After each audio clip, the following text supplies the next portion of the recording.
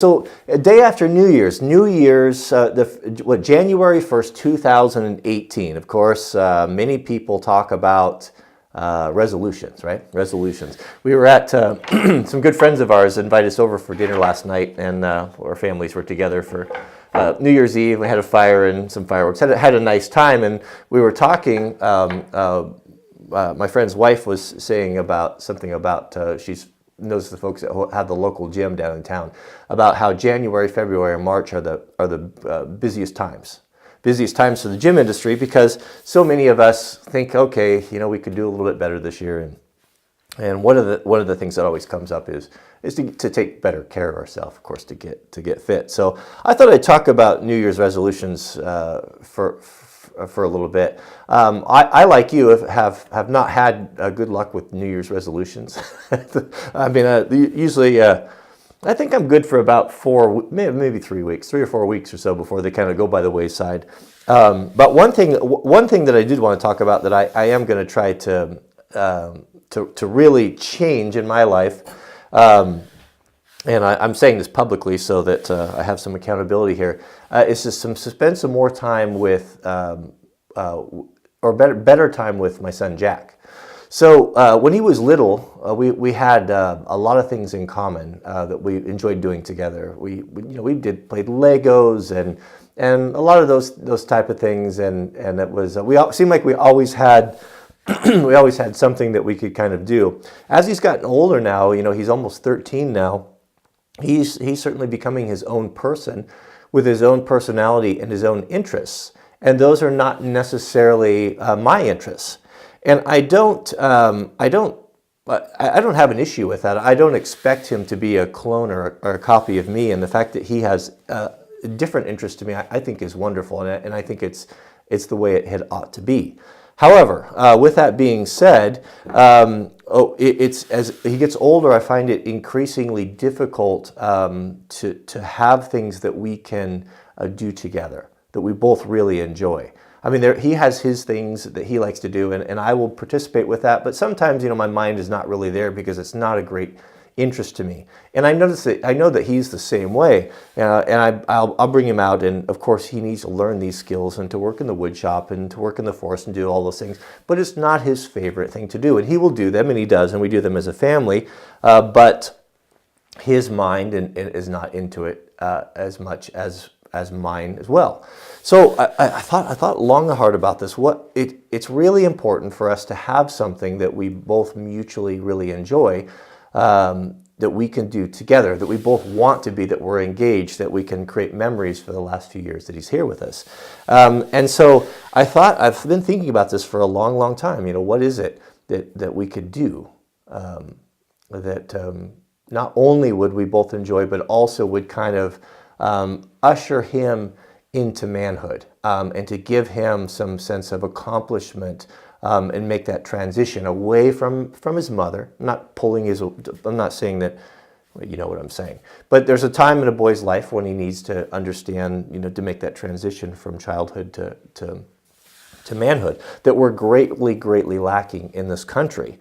When you read about other cultures, all through history, there was a defining moment in a boy's life where they left the village, maybe under the care of the women, and they became a member of the men that made that transition. And it was very distinct. You knew at age 13, and the Jewish culture has it, many of the African cultures have it, the Native American cultures had it. You knew that you had to accomplish this. Maybe it was an act of courage or what have you, but when you accomplished this, that you made that flip, and it made that flip in your mind. Our culture, very sadly, doesn't seem to really have that by and large, and so what we have here is we have a bunch of, it's really sad, what I would call man boys running around that are in their 30s and are fathers themselves, many of them, that still haven't made that transition. They haven't had that defining moment in their life where they know, and that's why you see them spending all their spare time in video games and doing things that I'm talking to an excess. I'm not saying there's anything wrong with video games. I play video games with Jack, but when it gets to the point where, as you know, as Paul tells us, you know, when I realized I was a man, I put away these childish things. It's time to make some changes. If you have a mortgage and a family and you're raising kids, it's time for you to step away from those things and get your priorities focused. But not having ever knowing in your life, or maybe not even having a man in your life or a father that's ran out to tell you when you made that transition, they're stuck in this no man's land, in this wasteland, and it's really sad. And I don't want Jack to fall into that. So what we decided to do, Mrs. W and I, is we bought Jack for Christmas. We bought him a dirt bike. And we have had so much fun with that. And I used to dirt bike. We had dirt bikes for our family, right? But when Jack was this little, and then you know, when he was born, it just wasn't practical, you know, to have little kids and to do that. And I had obligations as a husband and a father, and I couldn't, you know, it was just something that was just unpractical. But I've always missed it and wanted to get back to it. And so Jack and I the other day, you know, it's really fun. It's been a real change for us, because it's rare, has the time been, where when I'm out working in the shop or working on videos, that he comes out and wants to be a part of something, or is excited about it. And yesterday when he came out after getting his dirt bike, and he had both the helmets in his hand. He had my helmet and his helmet. And I was working on this video. That's why this is day 2. And said, "Hey, Papa, let's go out and ride bikes." And like, yeah, absolutely. None of these videos, none of this work or any of this stuff or these house projects are more important than for us to go out and to do this for a while. And I thought, you know, it might be, you know, half hour or 45 minutes or so. And Jack's riding his new dirt bike, and I'm just riding his old 90 quad. You know, it's really funny. We have a racetrack set out down there that we go around, and what we have to do, because he's so much faster than me, you know, he's got a Honda 125, and I'm riding this little tiny 90 that my dad bought for him when he was just little. So we have to do a race of 12 laps, and how many times he can lap me.